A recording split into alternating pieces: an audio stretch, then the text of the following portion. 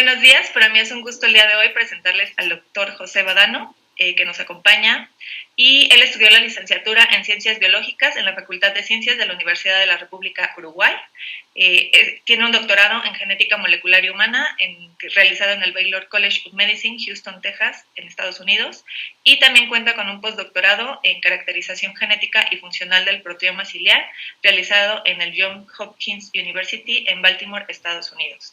Actualmente se encuentra trabajando en el Instituto Pasteur de Montevideo como responsable científico del área de genética molecular humana, y dentro de sus áreas de investigación se encuentra la genética humana, el síndrome de Bardet-Biedl, las ciliopatías y el cilio, lo cual le confiere gran expertise en el tema. El día de hoy nos acompaña con la charla Biología y Genética de las Ciliopatías. Le cedo la palabra. Bueno, buenos días para todos. Primero que nada, muchísimas gracias por la invitación. La verdad que es un placer poder participar de estas jornadas. Y bueno, como bien decía en la introducción, esta charla va a estar centrada en ver un poquito la biología y la genética de las ciliopatías, de este grupo de enfermedades. A ver si puedo pasar, ahí está. Entonces, un poco el resumen de la presentación es este. Vamos a comenzar hablando un poquito de lo que son las ciliopatías, cuál es el concepto atrás de eso. Hablar un poco de las cilias primarias, que vendría a ser el organelo central a toda esta charla. Hablar un poco de la biología de las cilias para después hablar de la genética. O sea, cronológicamente va a estar invertido a lo que ha pasado en la investigación, donde lo primero que se supo un poco más fue la genética y después la biología. Acá lo vamos a invertir un poquito porque creo que va a quedar más claro, va a ser más fácil de entender la genética a partir de la biología que al revés. Entonces, un poquito esa es la estructura de la charla. Entonces, ¿qué son las ciliopatías?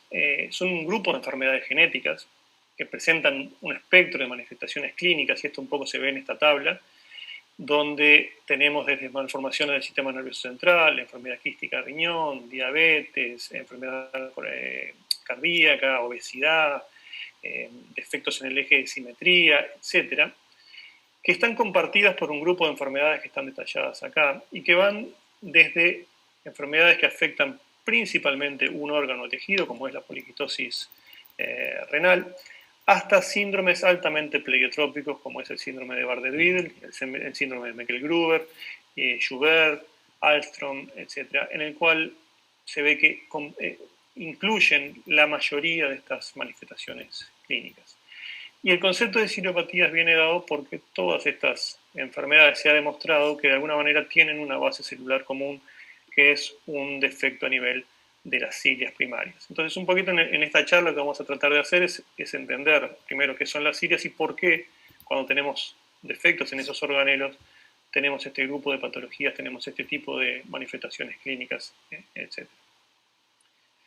Entonces, lo primero para hablar un poco es el tipo y estructura de las cilias. Y bueno, hay un tipo de cilias que todos nosotros, que alguna vez estudiamos biología, se nos enseñó, que son las cilias móviles, que están representadas en esta micrografía que está a la izquierda, donde se presentan a muchas cilias por célula.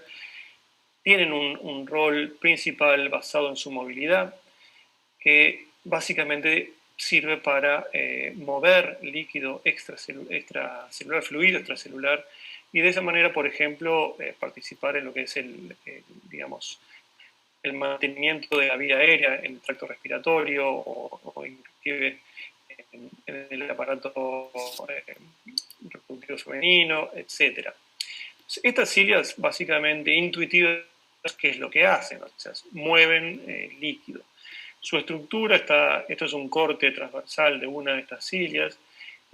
Esta estructura es bien conservada, se pueden ver 9 pares de microtúbulos en la periferia, rodeando un par central. Y esto es lo que se ha denominado una estructura de tipo 9+2, o sea, 9 pares externos más un par interno. Como les decía, son cilias móviles, y otra característica, por eso son muy fáciles de reconocer, es que son múltiples estructuras por célula, o sea, hay muchas cilias por célula.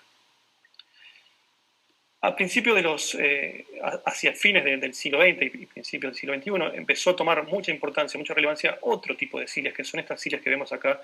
Esta es una micrografía de un túbulo renal. Donde tenemos una gran diferencia, que es que estas estructuras son únicas por célula, están de a una por célula. Generalmente estas cilias son no móviles o inmóviles y tienen una estructura que difiere de las anteriores en las que carecen ese par central. Entonces son las llamadas 9+0. Históricamente, estas cilias fue mucho más difícil de entender su función en principio porque, por ejemplo, no se mueven como las otras cilias. Entonces, si bien estas cilias entonces son típicamente inmóviles y una por célula, hay casos, y las otras, estas 9+2, son móviles. Quiero resaltar desde el principio que esa clasificación es algo que tiene sus excepciones. Por ejemplo, hay cilias primarias que son móviles, por ejemplo, y vamos a ver un poquito más en profundidad esto, en el nodo embrionario, que es una estructura en el embrión que es fundamental para determinar el eje de simetría izquierdo-derecho, hay cilias, que acá las vemos marcadas en verde, que son móviles y tienen esa estructura de 9+0. Espero ahora lo vamos a charlar un poquito más en detalle, pero una de las cosas que cambian es el tipo de movilidad que esas cilias tienen. Esas cilias tienen un movimiento más de tipo vórtice, y mientras que las cilias típicas del epitelio respiratorio, pensémoslas más como un látigo, con movimientos más de costado, digamos. Y también hay cilias 9+2, de estructura 9+2, que son inmóviles. Por ejemplo, el quinocilio en la cóclea, en el oído interno. En cuanto a tipo y estructura, bueno, un poco veíamos en los cortes transversales de las cilias. Las cilias tenemos que pensarlas básicamente como una extensión de la membrana plasmática de la célula, como una antena que sale de la célula, que en su interior tenemos ese esqueleto de microtúbulos, que cuando hacíamos el corte transversal teníamos esos 9 dobletes de microtúbulos periféricos, y ya sea un par central o no, rodeado de membrana plasmática que es continua con la membrana de la célula. Una cosa a resaltar acá es que si bien es continua y de alguna manera el espacio de dentro de la célula está comunicado con el interior celular, físicamente hablando hay barreras que impiden el libre tránsito de proteínas o de moléculas hacia el interior de la cilia. O sea que podemos considerar al interior de la cilia también como un organelo separado, si bien no hay una membrana en la base que la separa del resto del citoplasma. En la base de las cilias hay una estructura que también está basada en microtúbulos, y es una estructura con tripletes de microtúbulos, que es el cuerpo basal. Este cuerpo basal deriva del centrosoma, básicamente, que es el organizador de microtúbulos de la célula. Y de alguna manera eso hace que la formación de las cilias esté íntimamente ligada a lo que es el ciclo celular. Básicamente podemos pensarlo en términos generales como que las cilias son organelos que no son compatibles con una célula en división activa. Cuando el cuerpo basal, que es parte del centrosoma, es requerido para la mitosis, estas cilias tienen que desensamblarse, justamente porque el cuerpo basal tiene que cumplir su rol formando el uso mitótico, ¿no? Entonces, volviendo un poco a lo que les decía de esta falta de continuidad entre el interior de la cilia, o esa separación que hay entre el interior de la cilia, que es muy importante para lo que vamos a ver después de la función, en esta zona de la base hay lo que se conoce como la zona de transición, donde hay diferentes tipos de estructuras, por ejemplo acá estos Y-links, y hay un número de proteínas, que acá está representado, no es de interés de esta charla y entrar en detalle de este tipo de cosas, simplemente decirles que hay todo un grupo de proteínas que están encargadas de generar esa zona de transición. Y la importancia de esa zona de transición queda muy de manifiesto en el hecho de que mutaciones en muchas de estas proteínas, por ejemplo CEP290, que la vamos a ver un poco más adelante, son causal de varias de las ciriopatías que vamos a estar viendo. Es un poco el mantenimiento de estas cilias. Acá tenemos esto como si fuera la cilia vista de costado, en una sección, son los microtúbulos, y se forman, y de esa función que cumplen, motores moleculares, ginesinas y dineínas. Se llaman IFT particles o moléculas o partículas IFT. IFT viene de intraflagellar transport, y está bueno recordar que Este proceso fue descrito primero, en principio, en una alga unicelular llamada Chlamydomonas reinhardti por Rosenbaum, que tiene estos dos flagelos, que es una estructura íntimamente relacionada a las cilias. Entonces, voy también con esto a decirles que este tipo de procesos y los organelos en particular son organelos muy conservados. Entonces, este tipo de motores moleculares están encargados de llevar proteínas y componentes de las cilias hacia, en este diagrama, la punta de la cilia estaría hacia este lado y la base de la cilia del cuerpo basal estaría hasta ese otro lado. Entonces, quinesina, por ejemplo, transporta hacia la punta y dineína transporta hacia afuera. Y este proceso de IFT es especialmente relevante para la formación, el mantenimiento y la funcionalidad de las cilias. Y esto se ve un poquito en este video, espero que puedan llegar a ver, donde se ve ese movimiento de partículas. Se ve muy claramente las partículas que van, acá está el cuerpo, digamos, el cuerpo celular de esta alga, la punta de los flagelos están en esta zona. Se ve claramente el transporte hacia la punta, pero si pueden ver más en detalle también se ven estas partículas volviendo hacia el cuerpo celular. Este proceso de IFT, como les decía, es sumamente conservado y está presente en las cilias de vertebrados y en las cilias nuestras de humanos. Entonces, habiendo presentado un poquito lo que son estos organelos, una de las preguntas centrales de esta charla es ¿por qué la disfunción de estos organelos resulta en las sideropatías? Y esto, para contestar esta pregunta, necesitamos dividir esa pregunta, si se quiere, en subpreguntas. Y, por ejemplo, entender dónde están presentes estas cilias en el cuerpo humano. Obviamente, conocer cuál es el rol biológico de esas cilias y entender después, más finamente, cuál es la función de esas cilias en los distintos tipos celulares. ¿Es que cumplen el mismo tipo de función en todos los tipos celulares o cumplen funciones específicas en cada uno de ellos? En cuanto a la primera pregunta, la respuesta es simple y al principio a alguien le puede parecer sorprendente en el sentido de que la respuesta es que están presentes en la gran mayoría de los tipos celulares. Con excepción de algunas células de la sangre y algunos tipos celulares muy particulares, la gran mayoría de tipos celulares en el cuerpo humano posee cilia, o de no poseerla, posee la capacidad de ensamblarlas en algún momento, y de hecho lo tuvo que ensamblar, o las tuvo que ensamblar en algún momento. Y un ejemplo, vamos a ver en la segunda charla, en la charla de Bardet-Biedl, son los predipocitos y adipocitos. Por ejemplo, en predipocitos las cilias están presentes en los preadipocitos y dejan de estar presentes en los adipocitos. Es un ejemplo un poco contrario a la gran mayoría. Como les decía, estas cilias no son compatibles con células en proliferación, por tanto muchas veces se asocian con células diferenciadas que ya han dejado el ciclo celular. Pero bueno, acá podemos ver riñón, podemos ver tracto respiratorio, como ya les había mostrado, podemos ver neuronas que tienen cilias, páncreas, odontoblastos, células precursoras de la parte de dientes. Bueno, obviamente esto es otra especie, ¿no? Entonces, el mensaje acá es que la gran mayoría de los tipos celulares poseen cilias. Entonces, la siguiente es, ¿cuál es el rol biológico de esas cilias en los diferentes tipos celulares? Como les decía, una primera división entre las cilias son la división entre las cilias móviles y las cilias inmóviles. Y de alguna manera la funcionalidad de estos organelos quedó o se conoce hace muchísimo tiempo para las cilias móviles.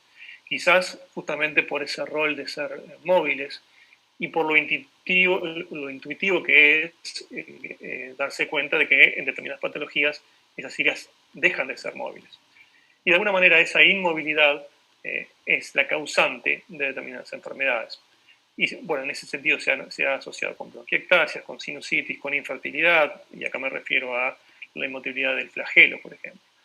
La inmovilidad o la pérdida de movilidad de las cilias móviles es la principal causante o es la causante de la disquinesia primaria ciliar, o en inglés Primary Ciliary Dyskinesia, o PCD.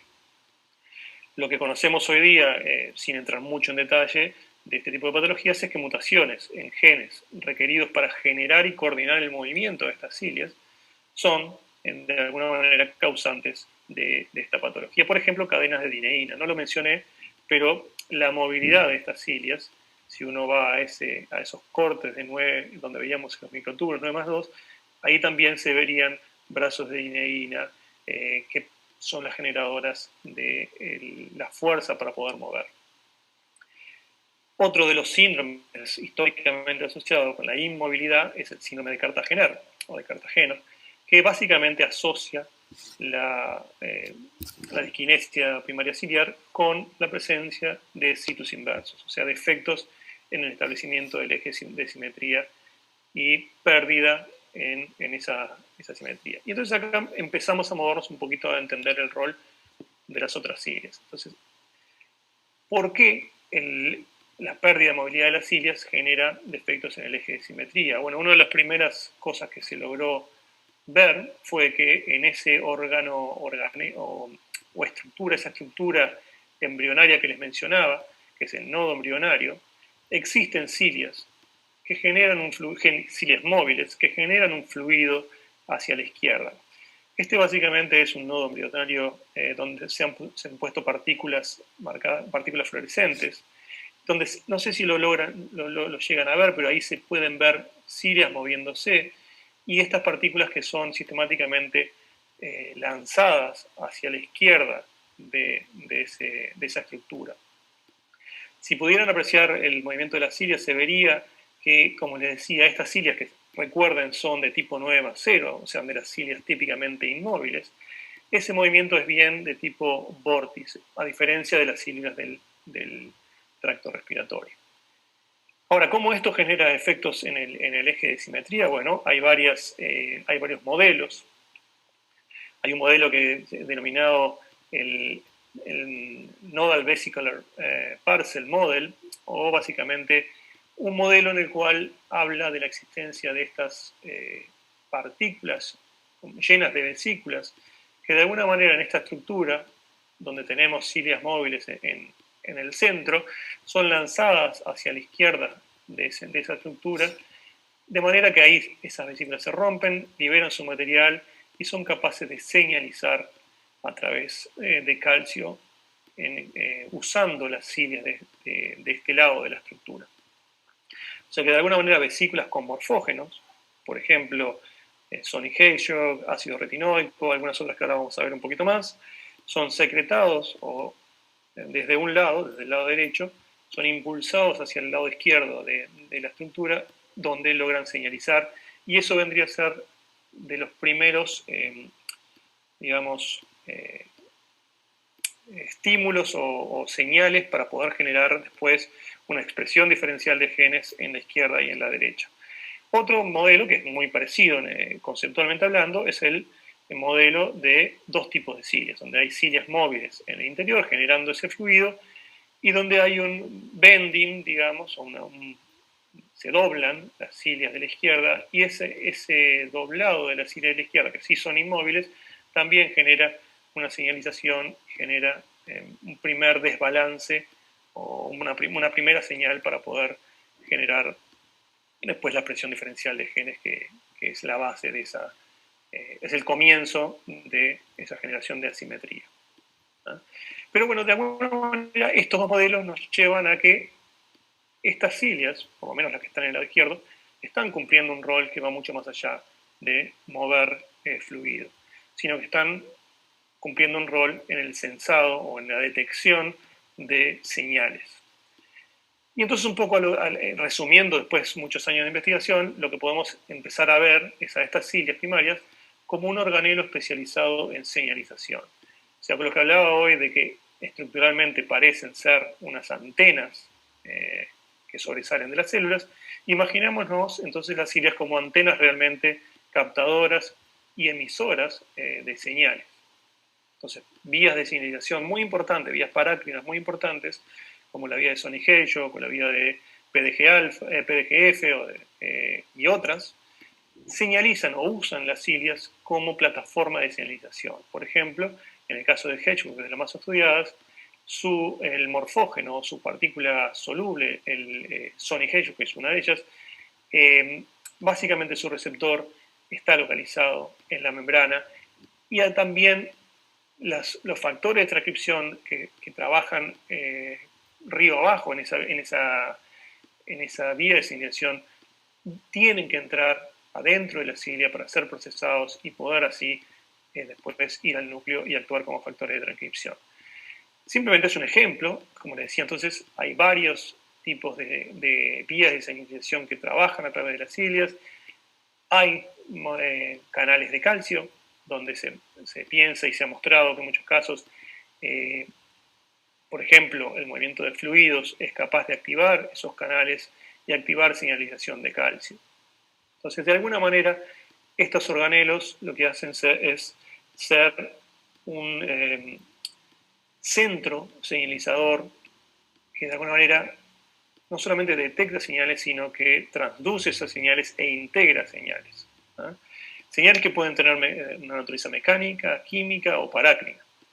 Y de alguna manera esto es una pregunta que muchos han hecho, es el por qué las cilias actúan de esta manera o por qué determinadas vías de señalización usan las cilias como plataforma. Si bien obviamente una respuesta no es 100% segura, la hipótesis que se maneja es que dado la gran concentración de receptores para diferentes vías de señalización y el pequeño espacio, es una forma muy eficiente que las células han encontrado de poder integrar señales y poder señalizar. Este tipo de señales lo que terminan haciendo es, de alguna manera, modificando la respuesta que las células tienen, ya sea para proliferar, para diferenciarse, para armar un órgano, para ubicarse en el plano de un tejido, etc. O sea que cumplen un rol entonces muy básico en lo que es la interacción de las células con el medio que las rodea. Entonces, sabiendo que estas cilias son organelos celulares, necesitamos entender qué rol cumplen los diferentes tipos celulares u órganos para poder entender por qué su disfunción resulta en las diferentes manifestaciones clínicas que caracterizan las ciliopatías. Entonces, para eso es crítico entender por qué se desarrollan o cuál es el rol de esas cilias en cada tejido. Si bien esto, y esto me quiero centrar acá un poquito, esto es el foco principal hoy día de las investigaciones en cilias, entender, bueno, si bien es muy activa todavía la investigación en lo que es la biología básica del organelo, en lo que respecta a las ciliopatías, hoy día entender qué es lo que hacen en cada tejido es el centro. Y simplemente para dar algunos ejemplos, para ver cómo podemos hacer ese vínculo entre lo que es la biología de la cilia y la clínica, pensemos en algunos ejemplos. Uno de ellos es la degeneración de retina, que es típica de las ciliopatías. Y lo que hay que tener en cuenta acá es que los fotorreceptores de vertebrados, que están esquematizados en este caso, tienen un cuerpo celular y un segmento externo donde están toda la maquinaria de transducción visual. Esta estructura es básicamente un cilio altamente modificado, donde tenemos un cuerpo basal en la base, tenemos un cilio conector y la parte más, digamos, distal de ese cilio es el segmento externo del fotorreceptor. Como les decía, el proceso de IFT, por ejemplo, es altamente conservado y es requerido para que se forme el segmento externo, para que se mantenga y para que sea funcional. Por lo tanto, mutaciones en ese proceso de transporte intraflagelar, por ejemplo, mutaciones en IFT88, impactan negativamente en lo que es la formación y el mantenimiento de los fotorreceptores. Entonces, de alguna manera, imaginemos que en una ciliopatía donde alguno de los procesos, ya sea de formación o de transporte de las cilias, está afectado, no resulta sorprendente entonces que los fotorreceptores degeneren con el tiempo. Y de hecho lo que se observa en las ciliopatía es una degeneración de la retina por muerte progresiva de fotorreceptores. Otra típica y que fue fundamental para empezar a entender el rol de las cilias inmóviles y cuál es su función es la enfermedad quística de renal. La gran mayoría de las ciliopatías presentan alguna forma de enfermedad quística de riñón, o dicho de otra manera, se ha llegado a la conclusión de que la gran mayoría de las enfermedades quísticas de riñón tienen una base en algún defecto relacionado con las cilias. Un punto crítico, históricamente hablando, fue el modelo de poliquistosis renal de Oak Ridge, el ORPK, que es donde estas micrografías acá, donde los animales knockout, lo que ven ustedes acá, que pierden esas cilias en los túbulos renales. Esta proteína, que es la proteína, o este gen, que es el gen mutado en este modelo, codifica para una proteína central en el proceso de transporte intraflagelar. Y eso de alguna manera generó el primer vínculo entre ese tipo de mecanismos y la patología renal. Hoy día, sin entrar muy en detalles, simplemente para cubrir por arriba, hoy día sabemos que la gran mayoría o muchas de las proteínas involucradas en la patogénesis de la poliquistosis renal se localizan en las cilias y trabajan en las cilias. Por ejemplo, PC1 y PC2, que son el producto de los dos genes principalmente mutados en la poliquistosis renal autosómica dominante, o sea, PKD1 y PKD2. Los productos proteicos de esos genes, PC1 y PC2, se localizan en las cilias, si bien vamos a ver que también se localizan en otras partes de la célula. ¿Qué es lo que hacen en la cilia? Bueno, ahí esto es centro de muchísima investigación hoy día y todavía no hay un rol 100% consensuado en cuanto a cuál es el rol de las cilias en la poliquistosis renal, pero para que vayan, para dar algunos ejemplos, uno de los primeros modelos que se planteó fue la posibilidad de que las cilias de alguna manera estuvieran actuando de mecanosensores. O sea, si uno se imagina el túbulo renal y el pasaje de orina por esos túbulos, el flujo de orina generaría una presión sobre las cilias que son inmóviles y únicas, haciendo que se doblen. Y ese doblado, ese estrés sobre la cilia, lo que haría sería abrir canales de calcio que están formados justamente por las proteínas mutadas en la poliquistosis renal autosómica dominante, PC1 y PC2, que de alguna manera PC1 sería el mecanosensor, que con un cambio conformacional por ese bending abriría el canal PC2, que dejaría entrar calcio y eso iniciaría una señalización por calcio que después de alguna manera puede regular lo que es proliferación celular, etc. Este modelo que resultaba sumamente atractivo y que de hecho se ha mostrado que las cilias son mecanosensores en muchos contextos, no explica el total de la patología. De hecho hay evidencia muy contradictoria en cuanto a cuál es el rol de las cilias en la enfermedad renal particularmente hablando. Entonces no quiero dejarlos tampoco con el mensaje de que la poliquistosis renal es un defecto de mecanosensación dada por cilias, es parte del proceso. Esto es un review más reciente del 2018 donde muestra un poco la integración muy compleja de señales que hay en la poliquistosis renal, donde las cilias cumplen un rol fundamental y las proteínas PC1 y PC2 en la cilia cumplen un rol fundamental, pero por ejemplo PC1 y PC2 también cumplen un rol a nivel de membrana plasmática, a nivel de membrana vasolateral en el epitelio. Y hay una integración de señales de todo tipo que lo que terminan haciendo es no solamente regulando proliferación celular, sino regulando también apoptosis, regulando secreción de fluidos, etc. Entonces, esto es un review que realmente está muy completo y se los recomiendo si este es su área de investigación.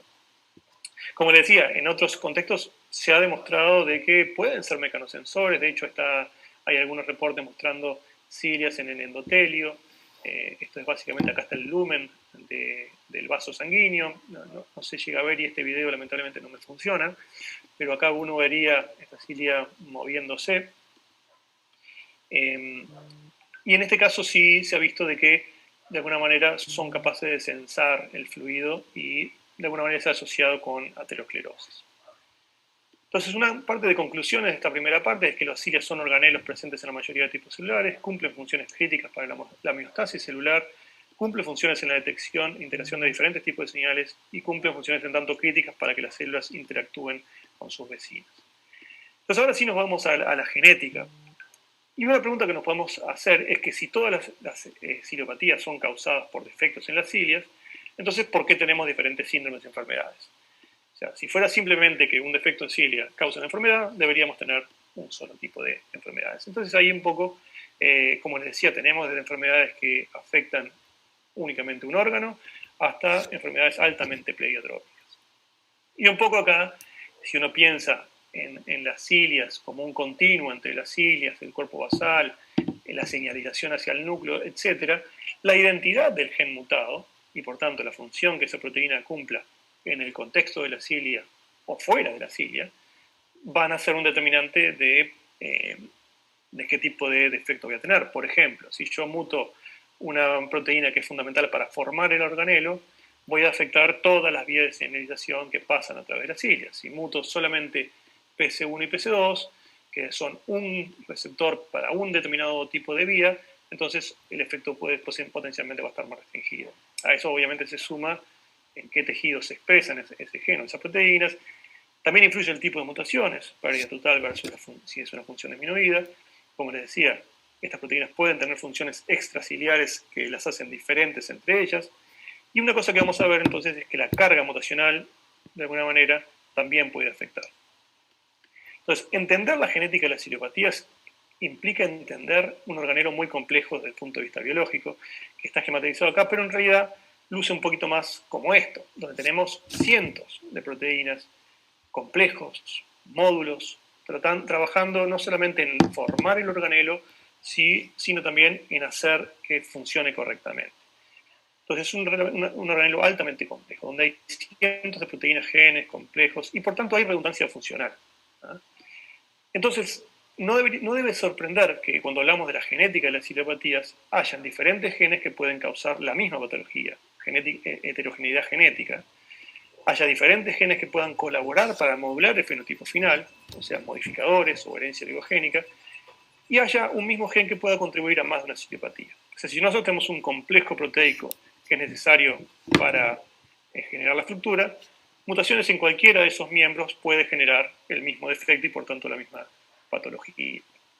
Un ejemplo es el síndrome de Bardet-Biedl, que voy a pasarlo rápidamente por cuestiones de tiempo y además porque tengo una más en profundidad sobre de esta patología más adelante. Simplemente características principales: degeneración de retina, obesidad, como les decía, es una de las citopatías más pleiotrópicas, ¿no? Y cumple con todos los requisitos. Heterogeneidad genética, hay 21 genes hasta la fecha clonados.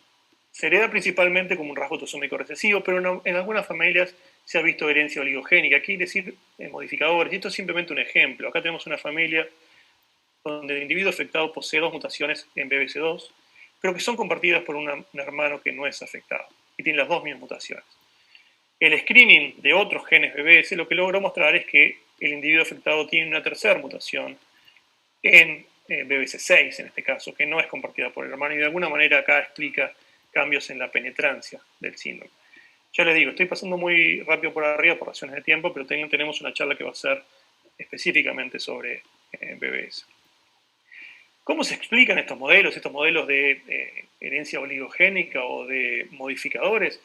Porque hay redundancia, son modelos basados en redundancia funcional, en complejos proteicos que actúan en un mismo proceso o en diferentes vías que de alguna manera confluyen en un mismo proceso. Entonces, donde hay mutaciones en una proteína, pueden ser suplantados por la otra y viceversa, pero cuando tengo mutaciones en más de un gen, ahí es cuando realmente la función se ve afectada.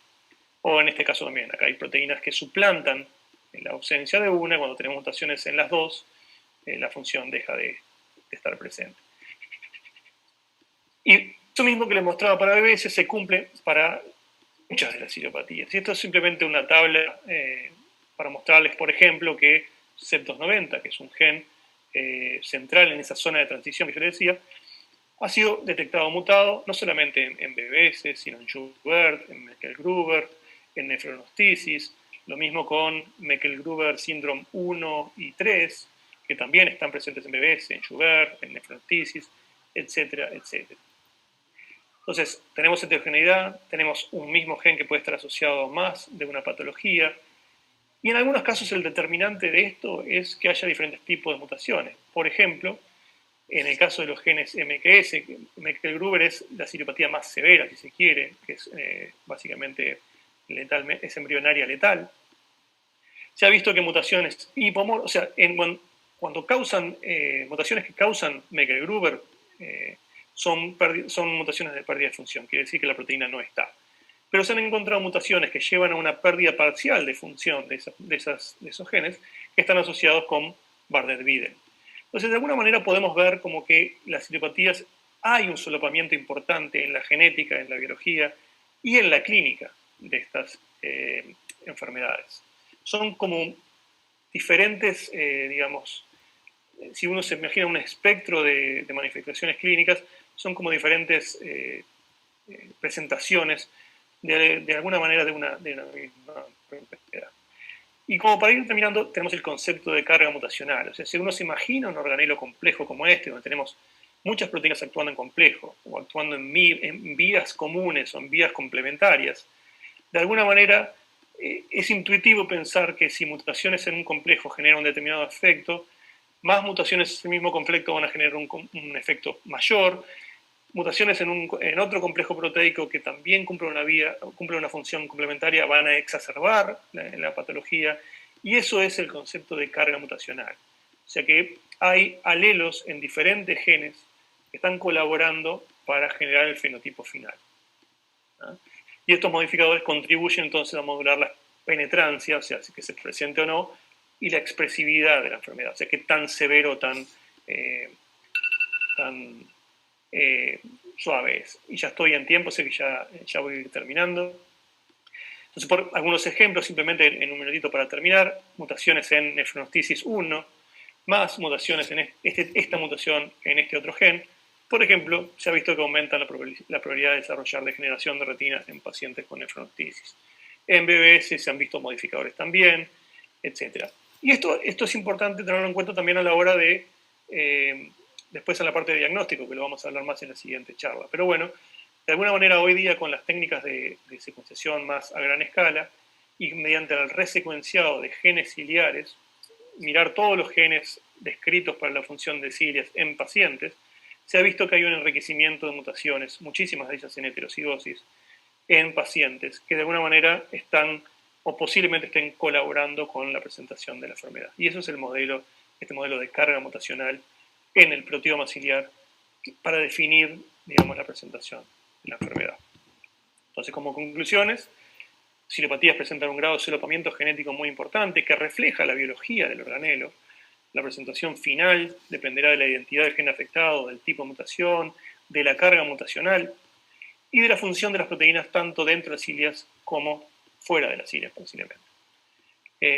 Y una cosa que no fuimos en detalle es que la identificación de estos fenotipos característicos de generación de retina, poliquistosis renal, polidactilia, etc., y sobre todo la combinación de esos síntomas o manifestaciones, han permitido o están permitiendo predecir de alguna manera la base celular de enfermedades de etiología no conocida.